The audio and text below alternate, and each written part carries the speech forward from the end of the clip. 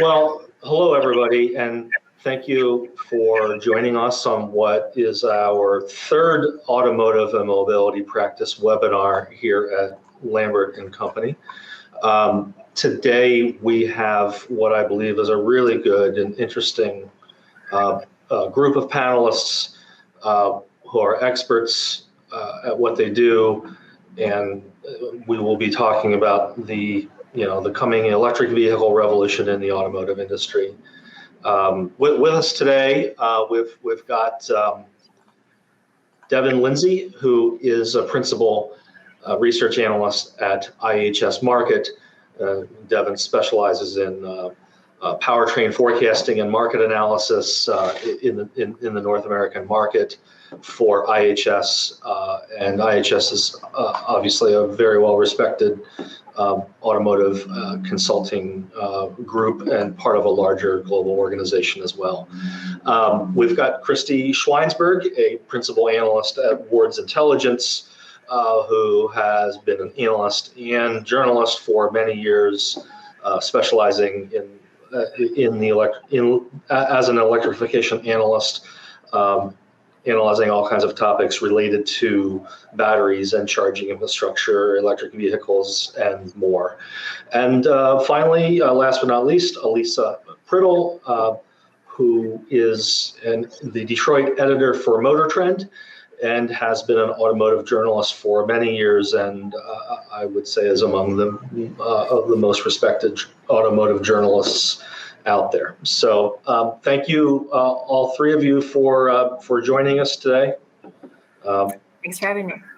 Yes, sure. Thank you. Thank you. I think, speaking for myself, and I think for our panelists and pretty much probably everybody that's watching, almost every day we see news related to electric vehicle forecasts that are changing, new vehicles that are being launched, new vehicles that will be launched, aggressive timelines by automakers that are being announced that they hope or intend to hit. And it is really among, maybe aside from COVID pandemic issues and semiconductor chip issues, it's one of the biggest trends in the auto industry today. So we wanted to explore that, talk about it, dive into it, and that's what we'll be doing today. So, but I guess the question I just wanted to start as a basis with to start us off is, despite all of the news that we see, despite all of that investment and announcements, pure electric vehicles are still only about 2% of new U.S. vehicle sales on an annual basis. It's growing, and it's been growing a little bit year by year. But I guess I just would ask each of you to kind of weigh in on, is this real? When will we see a change in the auto industry? So what's sort of driving all of this news and investment at this time? And Christy, maybe I'll start off with you for your thoughts, and then we'll move on from there. Sure. I think it's a few factors. Number one, regulations and directives. A lot of markets, global markets, especially in Europe, are going to be phasing out internal combustion engine vehicles. Here in the US, we have California intending to do the same. So that's adding fuel to these announcements. Also, I think Wall Street is a huge factor. Tesla's a Wall Street darling, and the legacy OEMs want to be seen as progressive and forward-thinking and revolutionary as Tesla, and they want to be valued similarly. So I think those are two main reasons why we're seeing an uptick in announcements right now. And Elisa, your thoughts? So I'm going to use like that old cliche of tipping point, but it's not that we're at a tipping point in that the market share. I mean, we still have a long way to go in market share, although it's certainly growing by leaps and bounds if you look at all of the promises. I think what it is, a tipping point, is that it's no longer automakers making compliance vehicles anymore. Kinds of vehicles that they are coming out with are now, they are the core vehicles. They are the vehicles you want to get. They're everything from a full-size pickup to a luxury car to a very versatile SUV in many shapes, sizes, price points. And so it's going to get to the point where when you go in a showroom, it's not that, oh, I'm buying an electric vehicle. It's that I need a pickup. What's the best pickup? Perhaps the electric one is going to be the best powertrain choice, just like you're picking your color. And there's just going to be so many coming in the next few years. I mean, we're going to go, some of the forecasts say that we're going to have 100 nameplates from 40 different brands by 2025. That's a lot of choice. And so that's the tipping point, I think. Now, the promises, like Brent says, are numerous. And I think if you tally all of those promises up, the number of sales globally would be just like an incredible number, like 35% by 2030, I did the math here. Now, a lot of people think that might be closer to 24%, whatever, but I mean, we're talking about a big chunk, go from 2%, now 2% is the US number, but to go to a global figure of, quarter of your sales in that many years is really going to change the face of this industry. And it's because automakers are actually fully committed. I don't think it's lip service anymore. And consumers, all of the surveys coming out now say, would you consider an electric vehicle for your next one? And increasingly, the answer is yes. Well, I think Alyssa has been peeking into our forecast because right now we are now projecting 26% by 2030. And the main reason is, as already been stated, it's just been because of legislation being the major driver, not so much because consumers are flocking there. When we look at the impact that the California ZEV mandate has had just on the market initially, as Alyssa pointed out, many manufacturers are only looking to do compliance vehicles. But now that's beginning to change because we're seeing that regulatory pressure from regions like Europe and China, and that's going to happen over here because we're no longer talking about the U.S. just being a powertrain island on its own. It actually has to be competitive all around the globe, and it's going to try to sell those same cars in many other regions instead of just here. And so obviously with the other cars also being imported here, they're already made for their home market. So of course that means that we're going to have to get some imported battery electrics as well. And California has been trying to lead this way for now well over 20 years, actually, going back to the ZEV mandate. And so they're just really going to continue that push, and we expect that to even get more stringent. And I think at the end, the reason why once we get out about another 10 years, more manufacturers are going to move that direction is because at what point do you stop investing in your internal combustion engine because you need all of your R&D resources for battery electric vehicles? And that's when we'll probably really see a big fleet turnover. And I think, again, as Alyssa pointed out, I think that's going to be our big inflection point when sales will really go up. So, regulations are just really the main drivers, especially in our country where there's a lack of fuel price as really giving that outside pressure. And your point about where you're going to spend your money is also crucial. Regulations will push it so far, but I think automakers are already starting to realize that you should not be investing millions of dollars into a new lineup of V6 engines. And so, I think anyone who is investing in internal combustion engine technology instead of EVs really does it at great risk of falling behind. So. Yeah. Oh, go ahead, Brent. No, go ahead, Christy. I was just going to say, there seems to be in recent months this whole ICE isn't dead movement and a realization that, again, it is BEVs right now are a very small part of the overall market. You saw GM come out and say they intend to do away with ICEs, or they're aiming to do away with internal combustion engines, but they're leaving themselves an out. If consumers don't bite, and really, the bulk of electric vehicle sales in this country has been driven by Tesla. The legacy OEMs haven't had much of a share in that sector. If consumers don't bite on this forthcoming generation of BEVs, we might see the U.S. still be an ICE centric market. And let's explore that a little bit more. Devin, you said a lot of this change is being driven by regulation. And so I'd like to have each of you elaborate a little bit more on that. I mean, this is a monumental transformation in the auto industry, but I think a lot of those that are questioning whether or not it's going to be real or not, are looking at it and understanding that this is it's not consumers that are driving these changes. So I guess just, Devin, I'll have you start, elaborate on what is driving the changes, and then whether or not you do think consumers on a mass scale will adopt them, and what it will take for them to adopt them. Well, I think right now for the U.S., the main driver for everything, again, will certainly be the regulations. And right now it's the California ZEV mandate.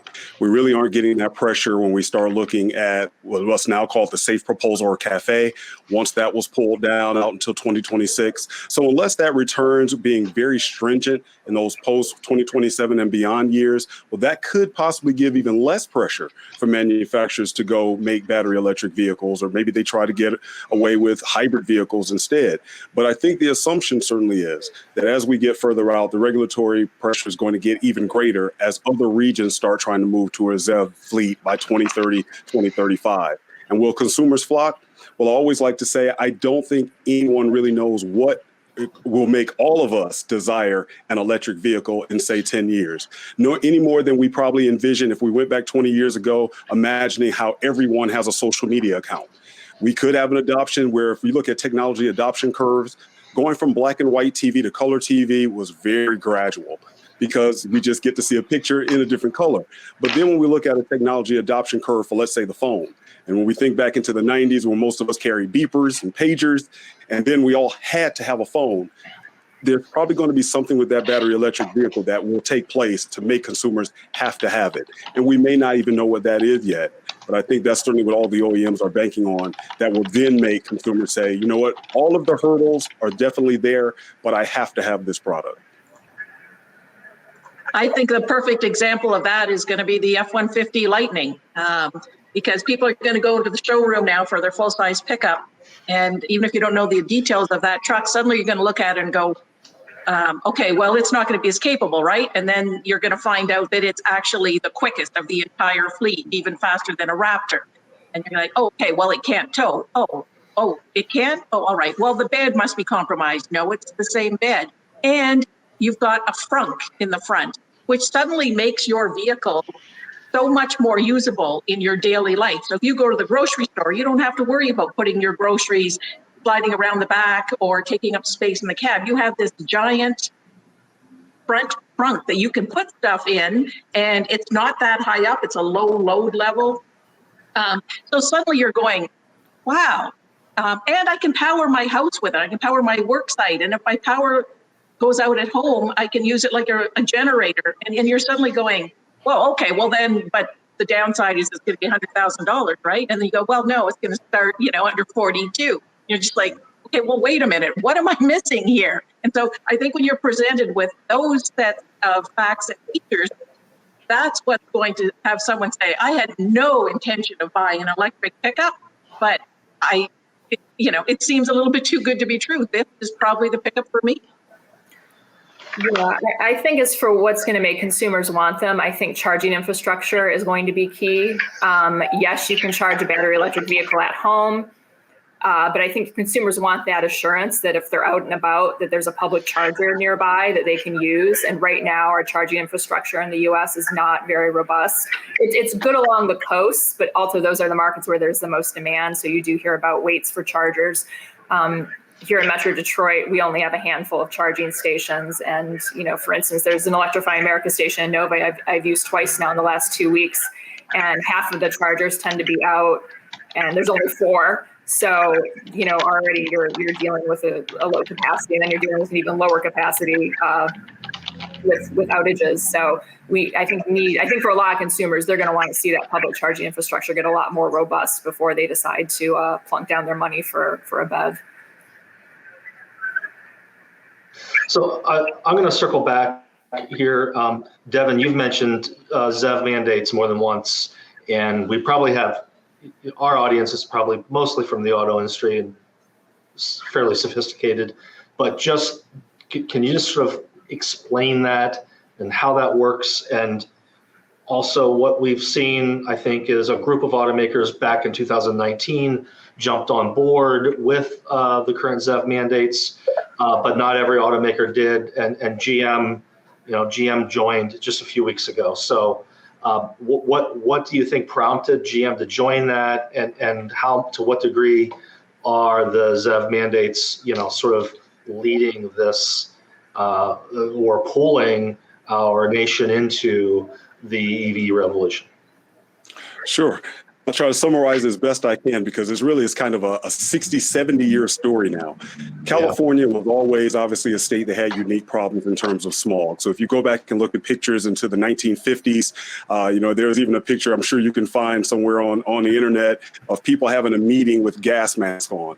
And so, the pollution that they had to deal with really led the way of California appealing to the federal government over the years, saying, we need to be able to do something specifically for our state because we have an air pollution problem. And just because you may not have it in 49 other states, we need to be able to regulate smog in our state.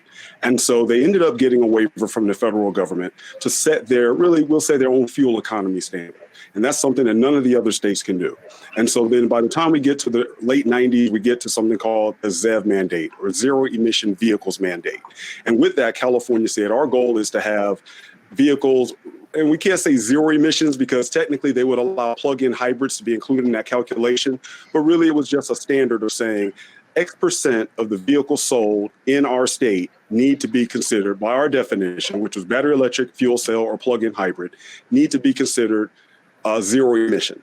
And they had a calculation so you could earn 3 credits, 4 credits, et cetera, to get there. You could swap credits with each other, put them on the open auction exchange, and you can buy credits.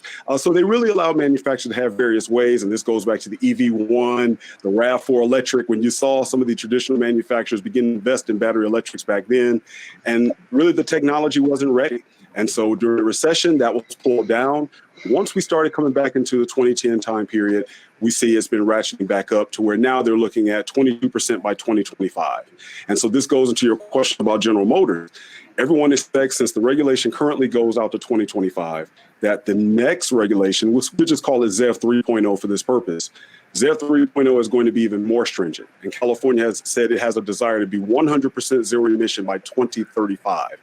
Therefore, GM has already said we plan to be an electric company by that time frame. So actually it does benefit them quite well to now sign on and raise their hand and say, you know what, we support California in that because it's good protection.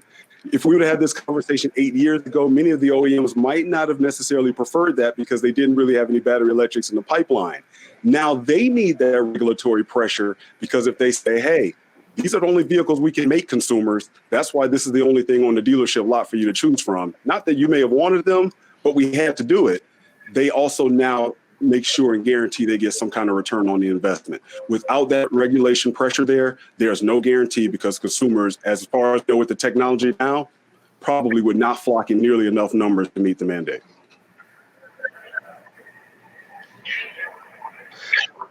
Very good. You talked about a lot of those projections and Devin, and I think there's been a couple different discussions about, sort of forecasting and what to expect and when these things will happen. I'm kind of curious, especially from, now looking at this from the public relations and communications side, I'm seeing all of these markers and pronouncements and projections from automakers.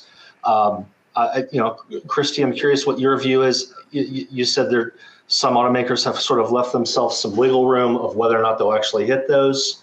What's going on with these projections, and sort of what are your observations about how OEMs are trying to position themselves, publicly in the race for electric vehicle development?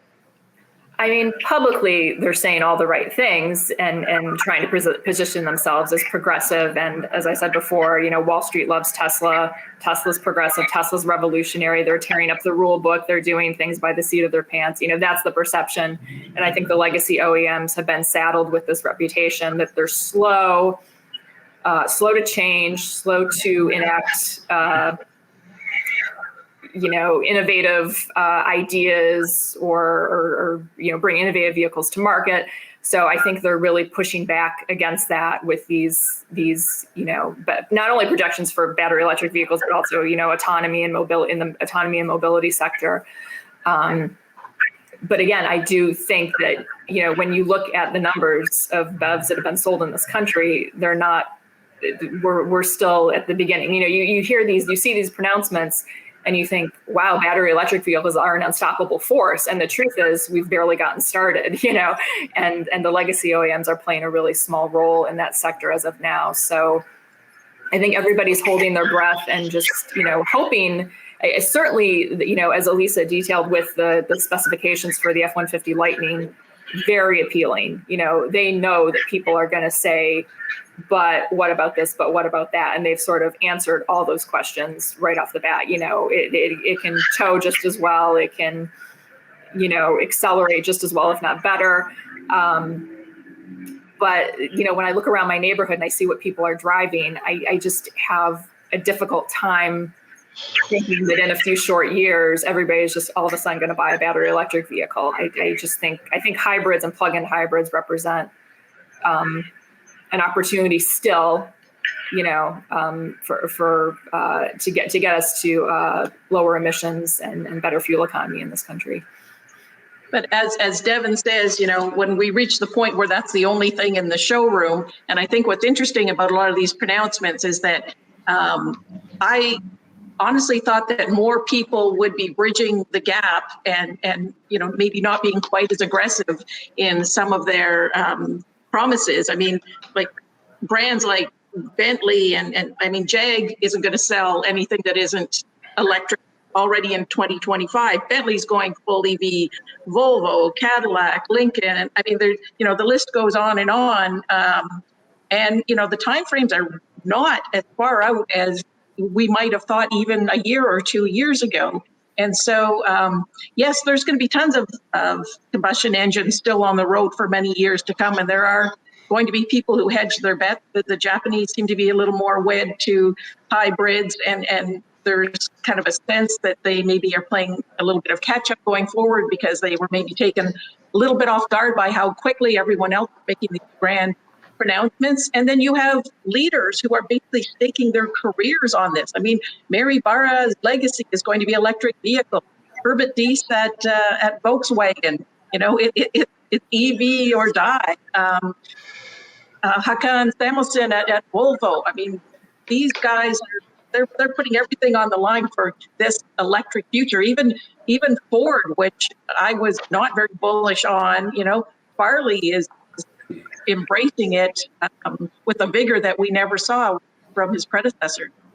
And what do you think's behind that? I just one more question on this. You've got startups emerging and investment money is flocking to them. Is this about looking like and convincing the general public that automaker X is a leader and innovative, or are they aiming their message at Wall Street? Well, like Christy said, Wall Street is number one. Yeah. Go ahead, Devin.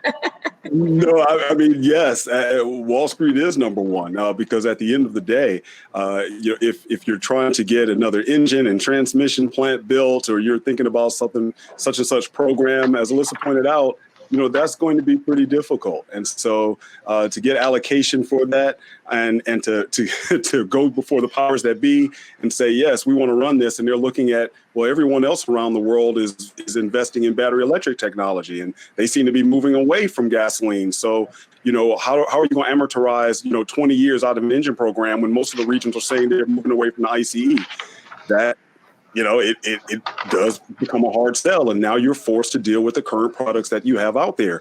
And I say, once we start seeing, I'll speak for Ford, once you start looking at an F-150 hybrid or electric, let me say, and you start looking at a Mustang Mach-E, I mean, you're talking about two of the bread and butter ICE products. And if you are able to have some amount of success with those two nameplates, then there's no vehicle inside your portfolio that's off limits. Because in full disclosure, I'm a Mustang man. I've owned many of them all my life. I always have my drag racing picture there to show. I'm going to hold on to my keys and my manual transmission as long as I can. But when obviously Ford and GM and others are saying that their entire lineups, that means your Corvette, all of their sports cars are going electric, that opens up the possibility for everything. I wanted to hone in on and change topics just slightly. I was want to get your thoughts on the pickup truck sector, because we've seen a lot of news in recent weeks about electric and hybrid pickups. And that also seems to be where the action is with a lot of the startup companies, ranging from, well, Tesla's not a startup anymore, but from Cybertruck to Rivian to Lordstown Motors, et cetera. What is going on in the pickup segment, and what are your thoughts about the outlook for EVs there? I think it makes perfect sense. This is the marquee segment in the U.S. This is what people are buying and have been buying for. F-150 has been the F-Series has been the number one pickup for 40 years now in the U.S. Most of the battery electric vehicles we've seen up to this point have been small cars, B and C segment vehicles. They haven't sold that well. So I think everybody, took a long, hard look and said, we need to put electric propulsion in the segments that people are wanting to buy. And pickup is the most, large pickup's the most popular segment. I also think the legacy OEMs, they've seen Tesla come into the market, and the segments that Tesla plays, they're number one in those segments. They're number one in upper luxury car per Ward's Intelligent Segmentation. They're number one in middle luxury car with the Model 3. They're number one now in middle luxury crossover, which is a very competitive segment with Model Y. None of the leadership at the legacy OEMs want to see Tesla gain another stronghold, take leadership in another segment, especially pickups. Yeah, and not only are they the marquee segment right now, but you can also ask a ton of money for them. The price range in pickups is huge, and the GMC Hummer is going to start at $112,000 when it first goes on sale, and so you can have a really wide range of customers and price points, and you can catch a lot of eyeballs by offering it in this segment. And like Christy says, it isn't an area where Tesla will necessarily dominate. And, a company like Rivian, so they're coming in and they look at the market and they go, okay, well, everyone's buying SUVs and pickups. So what are we going to do? We're going to create two electric vehicles, an SUV and a pickup. And we're even going to put a electric charging station range on all of the off-road parts of the country. They're going to create an adventure network where you can go to Moab, you can off-road all over the place and still charge. They're picking their little niche. And not everyone's going to be able to do it. Lordstown is certainly a big question mark. They're tooling up and say they have enough orders to get started, but there's certainly a lot of controversy because they're investigating how many of those orders are really real. But it just shows that if you are starting up and you have to pick one thing, the pickup is the first choice right now. And I think it actually comes at a good time. If we look over the years, the battery technology wasn't there, where you had manufacturers struggling, with the available battery technology, the battery density of getting 100 miles of range. Now we're looking at a Lucid saying we can get 500 miles. So that really, even though it's much larger, and in many cases, you're more range even out of a smaller pack. But you can even go with a larger pack in something like a pickup truck and not suffer really as much. And then, of course, again, it's that lifestyle angle of the pickup truck.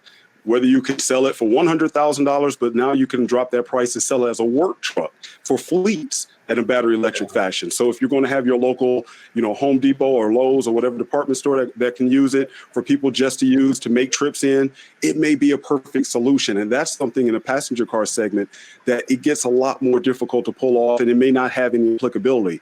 The pickup truck really allows them to do that. So in many ways, it's really good timing in terms of the battery technology side and the side that pickup trucks are so successful that I'm sure manufacturers, they probably love this opportunity to be able to take really their showcase vehicles and now apply battery technology and see what it can do out there, because it may be the thing that also gets them to then think about buying a battery electric car at their next purchase.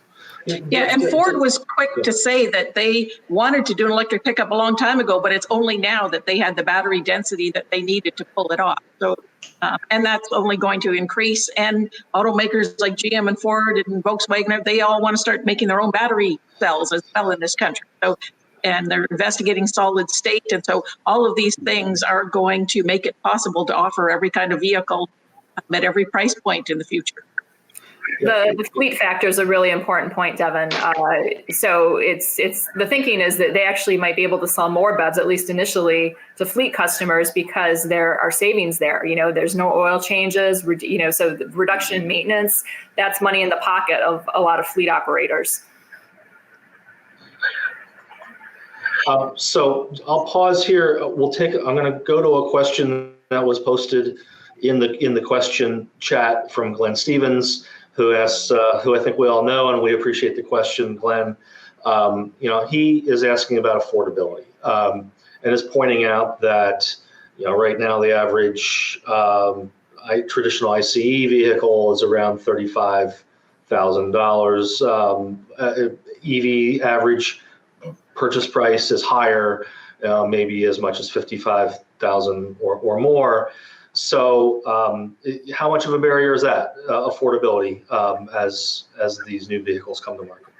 And before you answer, I'll encourage anyone else in the audience that has a question, please post them in the chat. I can see them coming in, and we'll take them as they come. So. I think it's a huge factor. I mean, when you survey anybody on any car purchase, can I afford it? Affordability is usually the number one, decision. What the price of the vehicle was, can I afford it? So I would say though that it's a little skewed right now because Tesla is the number one seller and they play in the luxury segment, and that's why the average transaction price for an EV is so high, because those are the best-selling EVs, these luxury Teslas. It's going to come down as we get more representation in all the segments in the U.S. You're going to see that average transaction price come down. Not that sharply, though, because as he stated, the average ICE is about $35,000, if not $40,000, depending on whose data you're using. And I think if you look globally, because Europe and China have more variety, and Europe certainly has a lot more smaller, affordable EVs. And so I think globally, it's only about maybe $8,000 to $11,000 more on average for the EV. So that might be a sign to come in the US as we slowly fill out our lineup. Yeah, I always love the question on affordability because I think it's all relative. Right now, affordability is huge, and that's where we see the impact of incentives. We always use Georgia as that perfect example of a state that pulled off incentives and then leaf sales really went down. So affordability right now is definitely important. When you look at even the competitive set, and the main reason it's also important is because it's competing with that ICE variant that no one has a reason really to leave unless they want to. This kind of puts, again, that pressure of just changing everything over, not to even offer the option. But the other reason why I say it's relative is when we do finally get to that point where everyone has to have one, we certainly know that right now, many people go into a dealership and they don't ask how much is the price of this car. They say, how much can I afford per month? So, you can sell someone a Ferrari, and if you can get it to them for $200 a month, they will go out there and say, I'll take it. And so right now, I think manufacturers are going to probably still kind of continue that pattern, because if they can get people into the car they want for the price they want and just kind of, I don't want to say manipulate, but I will certainly say make everything work out to where people do not feel that, okay, I really paid too much for this. I think it can still be a win-win if they really want that particular vehicle. Because as Christy mentioned earlier, when we look at maintenance, they may go off the lot and think, oh, this is going to be really expensive. But when they realize no trips to the gas station, no oil changes, then we start getting to that total cost of ownership that many people may not think about outside of your early adopters now. They start really appreciating that. And again, that's when you hope that they be loyal and come back and buy another one. So right now, I think, you can still get some in there at the price, but once battery costs come down, the ICE begins to drift away, then I think the competitiveness in terms of price, it won't be nearly as bad, and it won't push many people away from the technology as you're going to see in these short-term years. Yeah, to share a personal anecdote, my brother and his wife bought a Model Y after owning two BMW X5s, and one of the key reasons was because of that $5,000 California incentive that immediately made the cost equation, pushed it in favor of the Model Y versus another BMW. So I think that's why you're seeing Tesla have so much success in that middle luxury crossover segment. I thought I might ask you guys to take a step back and kind of reflect. And you all have been following this very closely for a number of years. how fast are things evolving now? How much farther? I mean, this kind of gets to a lot of themes you've hit on already throughout this discussion, but how much farther along is the capability of some of these vehicles today than it was what you were seeing and driving and testing 5 years ago? And then what does that say about what to expect in the future? And maybe Devin, we could start with you on that. Sure. I think not even just at the vehicle level, I think even in the infrastructure level, things have just come so far. Batteries, things have come so far. If I go back to 2011, 2012, when Nissan Leaf was released, there was concern about building a corridor for electric charging from San Diego all the way up to Seattle. Now that's not really something we worry about, because now we're focusing on San Diego, all the way over to Boston. So those things are really being worked out, and they've come a long way within just 10 years. And we were really worried about infrastructure and just being able to charge at home 10 years prior. On the other end, again, that battery density is getting there. If anything, probably the only area that I think is moving a bit slower than people anticipated was that transition to solid state. I mean, you still have Toyota using nickel metal hydride batteries, because why? Well, it's cheaper, and they say it's safe. And so why change? Why go and then add that cost to the vehicle? So we're still seeing kind of the move in terms of battery technology as being a bit slower than many anticipated. But, of course, we still know Toyota plans on also moving to a solid state within the next few years as well. So progress is being made. And then lastly, I think just, again, the type of vehicles that are coming out that we looked at just 10 years prior, where there were vehicles that I always said, you look at 0 to 60 performance, which is always important to the American consumer, whether they realize it or not at that stoplight when they try to get over and merge into traffic. Many of those vehicles were better in their class, but Tesla showed that, you can sell a huge vehicle, a luxury vehicle, a large SUV, and get it in under 5 seconds, and people will flock to it. And I think that put everyone off guard, and we see now that's pulling a lot of the other manufacturers in to compete there as well. And that's something that no one anticipated a decade ago. Yeah, Tesla definitely made electric cars hip. But we talked about fuel cells for years. I mean, it was like, it was always 10 years out, but like 10 years later, it was still 10 years out. And 10 years later, it was still 10 years out. I mean, some things have taken sort of forever. And EVs have, again, it's not like this is an overnight success. It's been a long time in the making. But as I said, Tesla, really started to change sort of hearts and minds. And then when you started to see, like when Volvo in 2019 said, okay, everything's going to have an electric motor in it, and everybody went, well, going forward, for their brand, and everyone went like, oh, really, that's so shocking. And then, GM came out with their announcement of, we hope to not sell any new cars with combustion engines 2035. And people went, what? No, that's crazy. And then, but now, each day as we hear new announcements, we're not being shocked anymore. We're adding them to the list. And it feels so much more real than it ever did. And I think that's the big difference. And that's why I feel like this really has some traction. And they also, not only do they keep talking about how many they're going to put out, but the amount of money that they're spending, they seem to be all trying to one up each other on just how many billions of dollars they're spending on this. And so, if there wasn't money behind it, you could go, yeah, you can make all the promises in the world, but they're backing it up with GM is now allocating more of its CapEx to EV technology and vehicles than it is to ICE. I mean, that's a major shift in thinking. Yeah, and I'm going to jump in there speaking about money and investments and the billions that it takes to go into R&D for this. There are, I think, many. Disagree with me if you want. There'll be winners and losers here, especially with some of the startups and challenger companies coming in. So I was wondering if you could address that, in particular in light of Lordstown. And this is in part a audience question.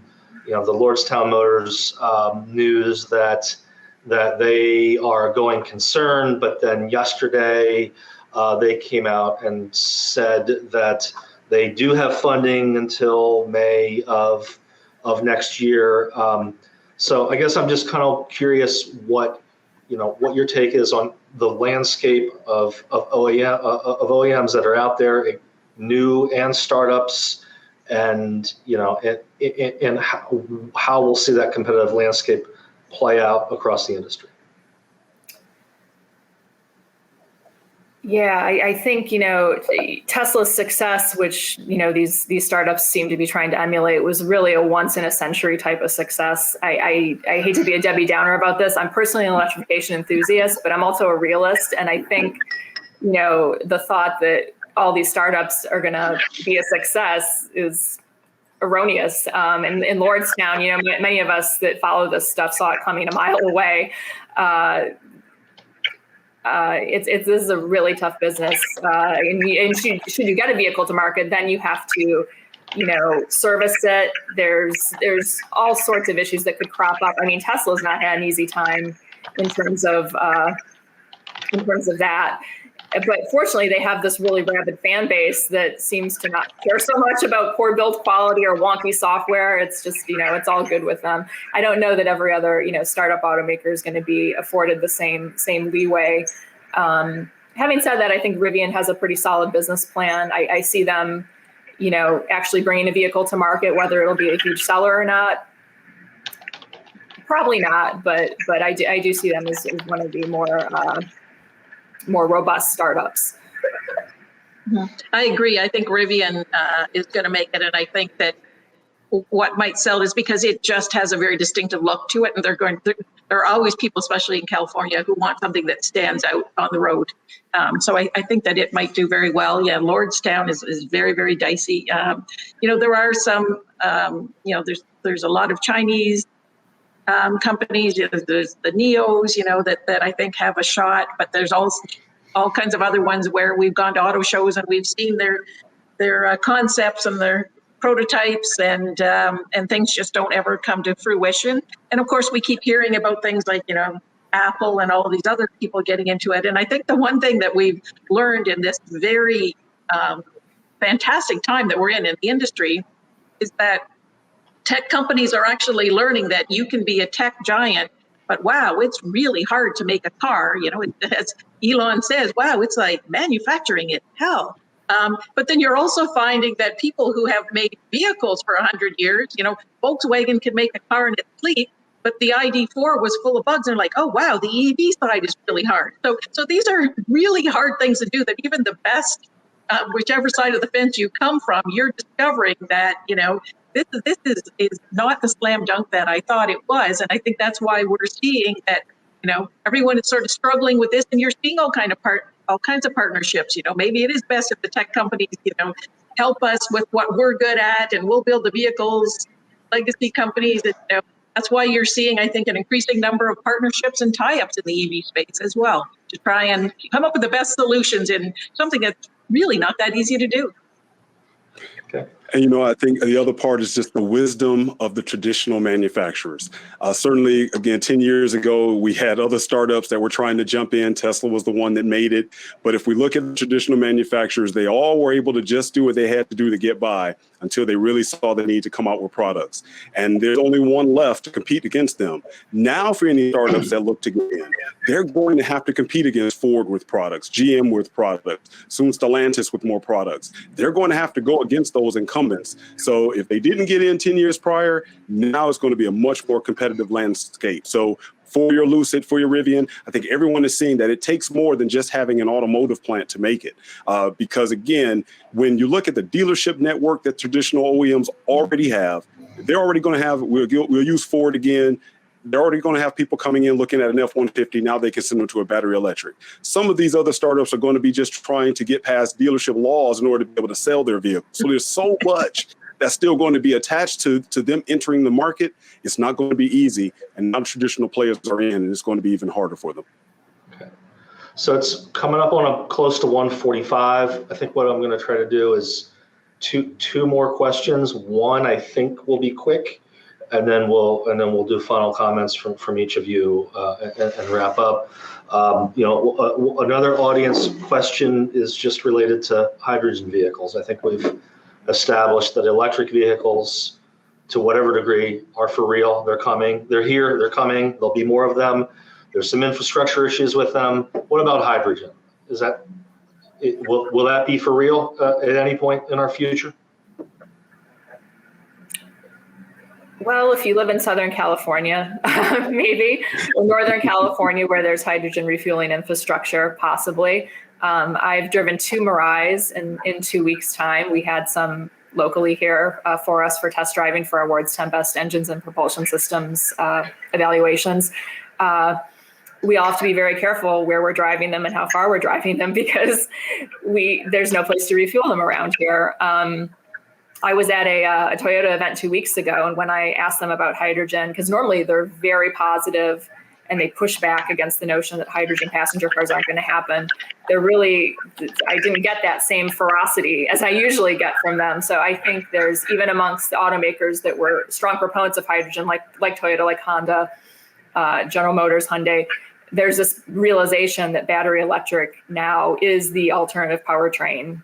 And if hydrogen happens, it's seen as probably going to happen in medium and heavy duty trucks because of the cost of batteries and the weight of batteries and how many cells you would need to power those very large, very heavy vehicles. I don't know, what do you guys think? What's your take on hydrogen? Yeah, I kind of agree. And I think, did news come out today that the Honda Clarity is actually being discontinued? That kind of sort Not of surprising. That kind of speaks to just, how tough it is to, if you think it's hard to explain to consumers how battery electric work, try explaining hydrogen. Yeah, when we look at hydrogen, it's you made the kind of comment earlier, it's always 10 years away. I think the promising part about hydrogen is still for the use that it has in the long haul trucking and some other applications. And certainly, Toyota's doing work with California on the coast, even down to forklifts. So there's still a role for it, and it's probably going to allow them to do a lot more testing. But, again, getting over that hurdle with customers, building up that fueling network is going to be difficult. And I think the good part at the end of the day for hydrogen is that if you look at the sustainability reports for almost all the OEMs, they have hydrogen as the end goal.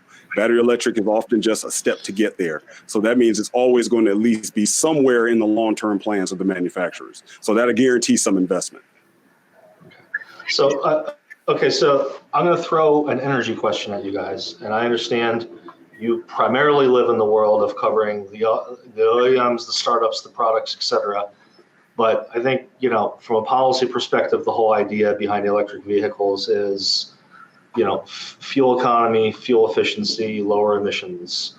To what degree is this really an improvement if the electricity is coming from a coal-fired power plant or whatever? It's an improvement if it's wind, but whatever. And how closely do you guys look at that issue as part of how you evaluate the industry? I'll let anybody jump in on that one. Well, I'll jump in only because energy is so much a part of IHS market. So, and actually, even when we put together our forecast, we're kind of led by our energy group because they look out to 2050 at simply, hey, what's going to be available? What is going to be the predominant energy, et cetera? So to really make it applicable, because I love your question about, when you look at it overall, kind of call it tank to wheels or wells to wheels. I think I'll compare it to food. I have a background in fitness nutrition, and certainly most clients do not ask really where my food came from unless you're really into that. But then you also have people that buying organic or grass-fed meat is very important to them. And we are probably going to have the same thing when it comes to electric vehicles in that landscape. For some people, looking at the overall emissions from wells to wheels is going to be extremely important, and they make some decisions based on that. For others who may look at it from a tank to wheel evaluation, they may say, well, it's not that important because this vehicle still does exactly what I want it to do. But, I think this also still helps when we look at overall energy, U.S. with energy, and I don't want to step too far out of my own personal, my powertrain realm here, but, the ability for gasoline is going to still be there. But again, from the energy level with other regions, they are looking at moving beyond oil. And that, again, is what puts the pressure on the United States as well, despite what we have here on our own land. Yeah, and it's tough to, you asked about whether it sort of factors in when you're evaluating a vehicle. And the problem just is that, everywhere around the country, grids are so different. In some places, energy is done very efficiently and affordably and environmentally correct. And in other places, it isn't. And so it's almost impossible, to factor all of that in. And I guess maybe, we can pin your hopes on, government. We have a current government that wants to take all kinds of initiatives with infrastructure. And so the hope is that, the coal burning energy sources, are the kinds of things that get updated and become a more cleaner source of energy in the future.